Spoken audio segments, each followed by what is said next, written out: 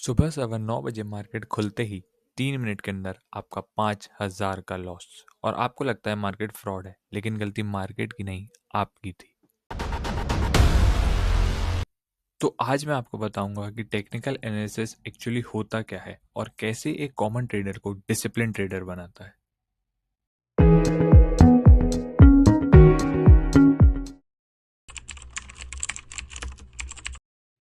तो guys, candle stick pattern जानने से पहले सबसे पहले हम जानते हैं कि आखिर एक कैंडल होती क्या है। ठीक है ना, आपने बहुत सी मार्केट में कैंडल्स फॉर्म होती देखी होगी, अलग अलग शेप की, अलग अलग डिजाइन की कैंडल फॉर्म होती, कलर्स की कैंडल फॉर्म होती, लेकिन ये कैंडल होता क्या है आखिर। तो सबसे पहले यहाँ पे दो प्रकार की मैं आपको कैंडल दिखाता हूँ। ये ग्रीन कलर की कैंडल है और ये एक रेड कलर की कैंडल। जो ग्रीन कलर की कैंडल होती है ये एक बुलिश कैंडल होती है, और जो रेड कलर की कैंडल होती है ये एक बियरिश कैंडल होती है।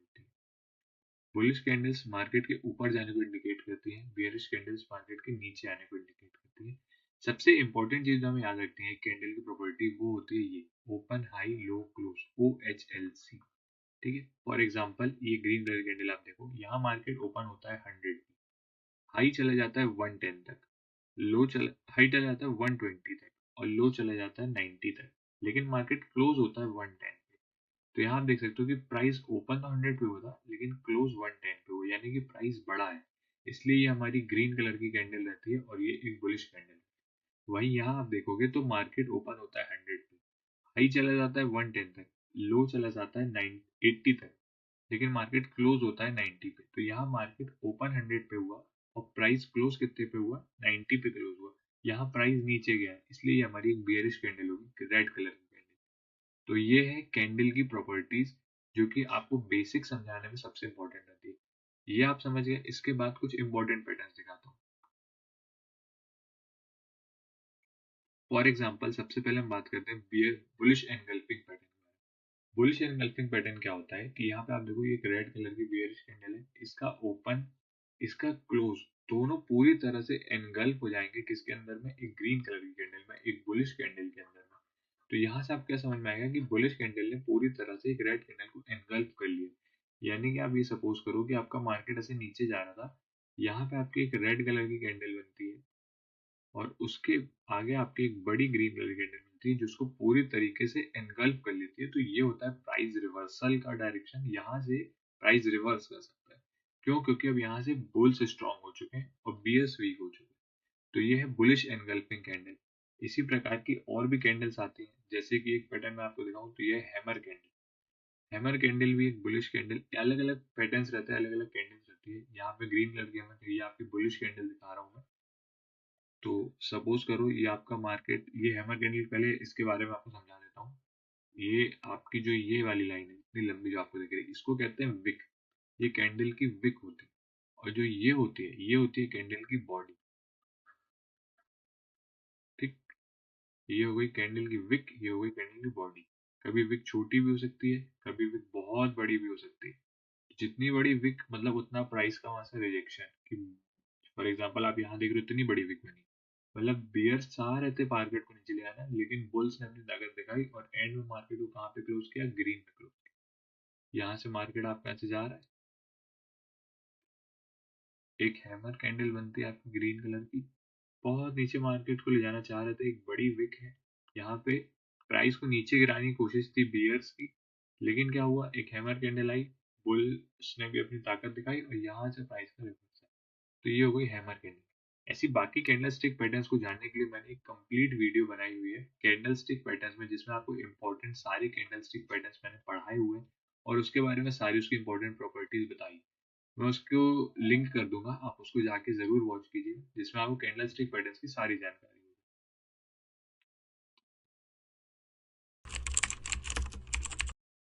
तो गाइस, अब हम आ चुके हैं हमारे चार्ट पे, निफ्टी के चार्ट पे मैं ओपन कर चुका हूँ।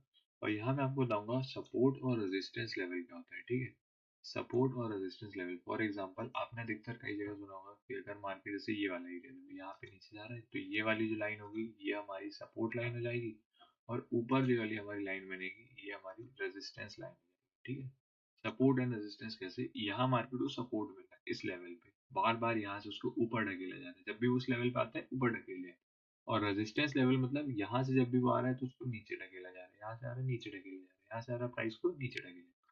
तो ये होता है सपोर्ट और रेजिस्टेंस। मैं अधिकतर आपको कहूंगा कि आप ऐसी लाइन मत ड्रॉ करो, क्योंकि सपोर्ट और रेजिस्टेंस कभी कोई लाइन नहीं होती। सपोर्ट और रेजिस्टेंस हमेशा एक जोन होती है। फॉर एग्जांपल मैं आपको दिखाता हूँ, जब हमें सपोर्ट एंड रेजिस्टेंस जोन करना हो ड्रॉ, तो हम इसको इस प्रकार से ड्रॉ कर सकते हैं। ये हो गया हमारा सपोर्ट एंड रेजिस्टेंस की जोन। अब आप देखो, यहाँ से मार्केट आया, इस जोन पे सपोर्ट लिया, यहाँ से फिर आया, फिर इस जोन पे सपोर्ट लिया, फिर आया, फिर इस जोन पे सपोर्ट लिया, और यहाँ इस जोन का ब्रेकआउट, यहाँ पे आप देखो एक बड़ी कैंडल के साथ यहाँ पे इस जोन का ब्रेकआउट आया, और फिर मार्केट ने नीचे की तरफ मोमेंटम दिया। तो ये है हमारा सपोर्ट जोन, ये था सपोर्ट जोन का ब्रेकआउट। वैसे ही हम रेजिस्टेंस जोन भी देख सकते हैं, और भी लेवल्स में आपको इसमें दिखाता हूँ। जैसे कि फॉर एग्जांपल आप यहाँ पे भी देख सकते हो, यहाँ पे भी बहुत से मूवमेंट बने हुए हैं। ये देखो आप, ये यहाँ दिखाता हूँ आपको। ये ये भी हमारा एक इम्पोर्टेंट सपोर्ट जोन था। ठीक है, यहाँ पे मार्केट बार बार आके इस मूवमेंट पे सपोर्ट ले रहा है। यहाँ पे सपोर्ट जोन का ब्रेकआउट आया, और फिर यहाँ से एक डाउनवर्ड्स मूवमेंट आया। ये हो गया सपोर्ट जोन। वैसे ही रेजिस्टेंस लेवल होता है, मार्केट ऊपर की तरफ जा रहा है, उसने कहीं नीचे की तरफ जा रहा है, कहीं सपोर्ट ले लिया, और ऊपर की तरफ जो होता है वो रेजिस्टेंस होता है। ठीक है, ये भी आपका एक जोन, जैसे कि मैं आपको दिखाता हूँ यहाँ पे।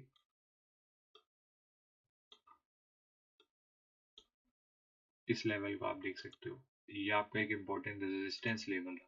यहाँ पे देखो, ये था एक इम्पोर्टेंट रेजिस्टेंस लेवल। यहाँ आया मार्केट, इस लेवल पे रेजिस्टेंस लिया, फिर आया, फिर लिया, फिर आया, फिर लिया, यहाँ पे ब्रेकआउट दिया एक बड़ी कैंडल के साथ, फिर यहाँ। तो ये थे हमारे important support and resistance line. एक लेवल की तरह उनको ड्रॉ करो, कभी भी लाइन की तरह मत ड्रॉ करो, एक बॉक्स बना के, ताकि आपको एक जोन मिले जिस जोन में मार्केट मूव कर। ये था सपोर्ट एंड रेजिस्टेंस के बारे में।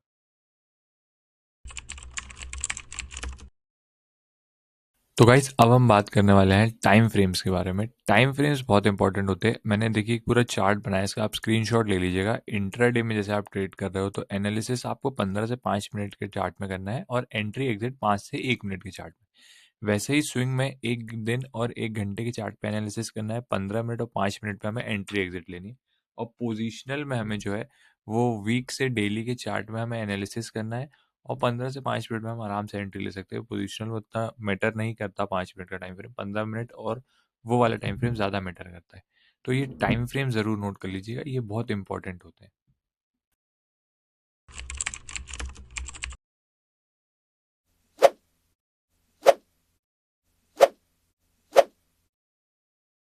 So guys this is it. मैंने चार्ट एनालिसिस की वीडियो को पिन कर दिया है, उसे आप जाके ज़रूर देखना और कमेंट में बताना कि आपको वीडियो कैसी लगी। Thank you for watching.